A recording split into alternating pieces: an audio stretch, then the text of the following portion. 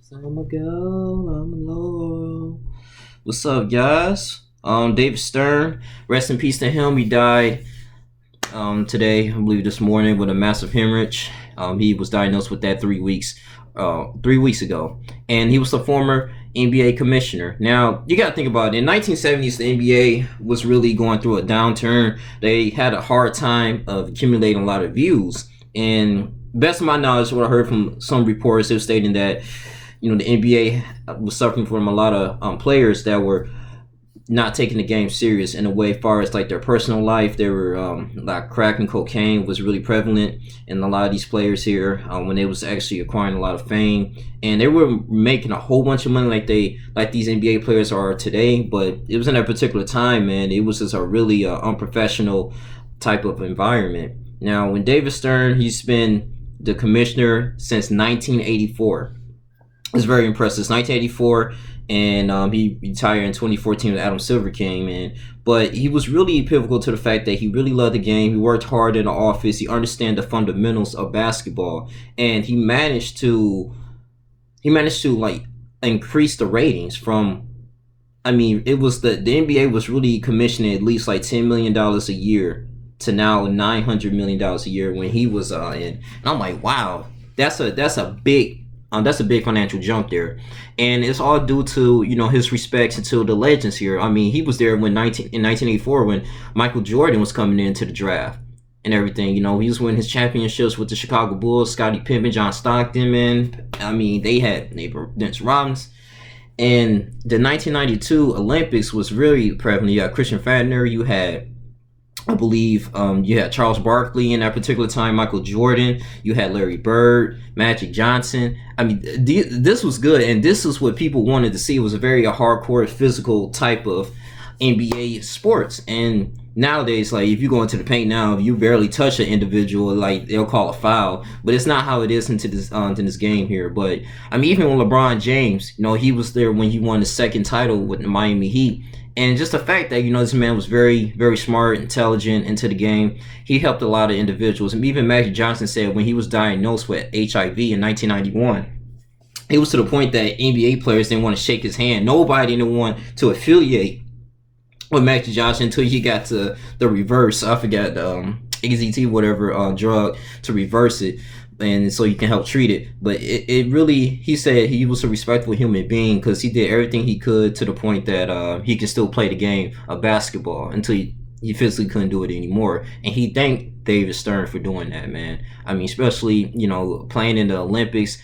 I mean, this is great. I mean, Vince Carter days, you had the Dwight Howard who did the Superman dunk. I mean, it was a lot of good advertising that Dave Stern brought to the plate, man. And he's going to be surely missed, man. I believe his sons, Andrew and Eric, and his extended family, his wife, Diane, we should condolences.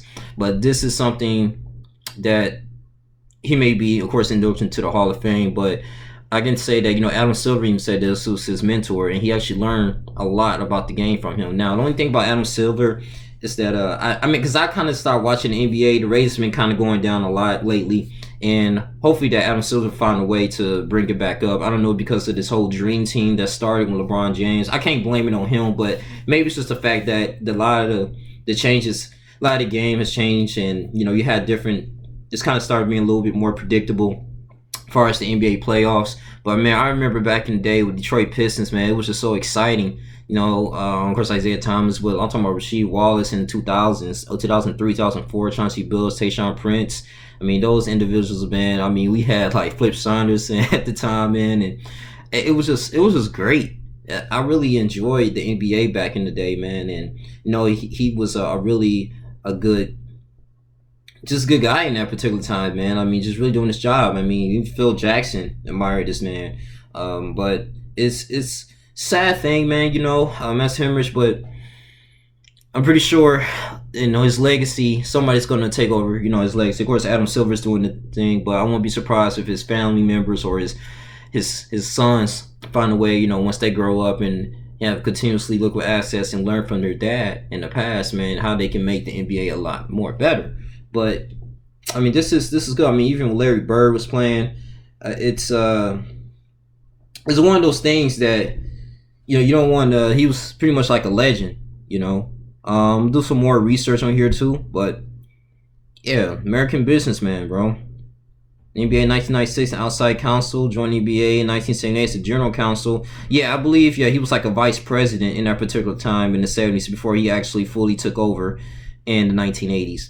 But yeah, he came in the right time, man. I mean, this is something that the NBA really need to go into the general right direction, and he was able to produce a lot of results, man. Made like billions for him, and it's just something that it's just something just inspiring, man. If you want to be some type of a head position and leader, I mean, just really, you don't hear too many commissioners that's really entering, connecting with their players, man, and developing relationships with them. I mean, Michael Jordan, who's the owner of the Charlotte Hornets, he was saying, best part of my success is it was still through David Stern, man, and his mentorship, and how he told me how to be a businessman, how to market my shoes, different things like that, be a NBA owner, how to financially prepare yourself after sports. And that's extremely pivotal, man, because you got people who doesn't have type of business knowledge or didn't really have the opportunity to finish a college degree or study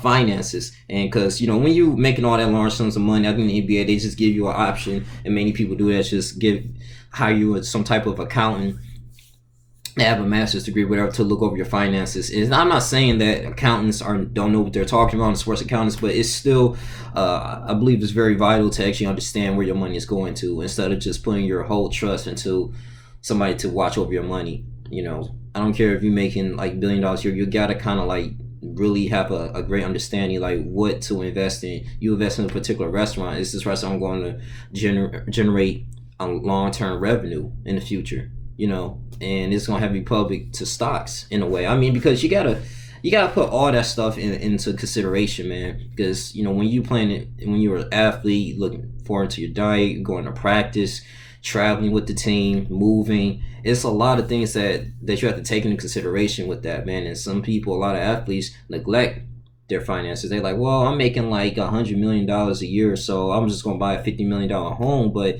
an injury could happen, or you might get caught up in doing something. Who knows? And then that money starts to dwindle on down. You're not gonna make all that money forever. It's based on the purchases. So, I mean, David Stern was really a good educator on that, man.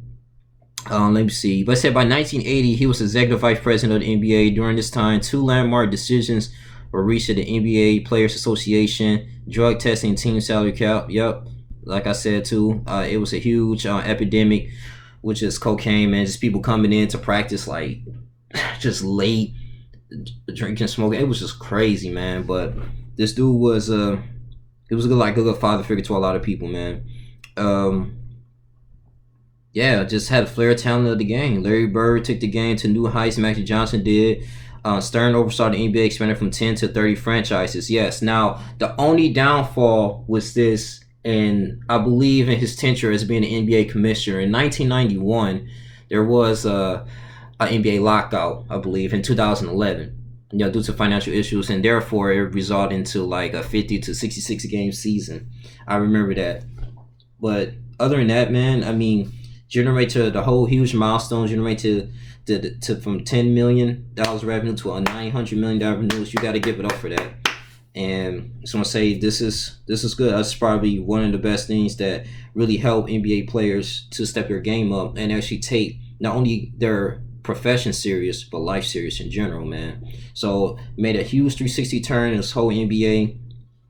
He'll be forever missed on his legacy. So I just want to give tribute to David Stern here, and hope his family see this video, man. It was a good man in the NBA, and it's just something that a lot of NFL commissioners can look at this too, MLB commissioners, and even though he's just developing rules and the type of style of play, this is something that you want to take notes on. But this is your boy Yunglinkjr. You guys continue to like, comment, subscribe, donate to the channel at Yunglinkjr on the Cash App, please. Email me if you have any type of topic requests. Please email me free of charge at ronnie9312@gmail.com, or make a comment here underneath this video, man, in the comment section, and I'll get back with you. So it's your boy Yunglinkjr. You guys continue to like, comment, subscribe. I'm out.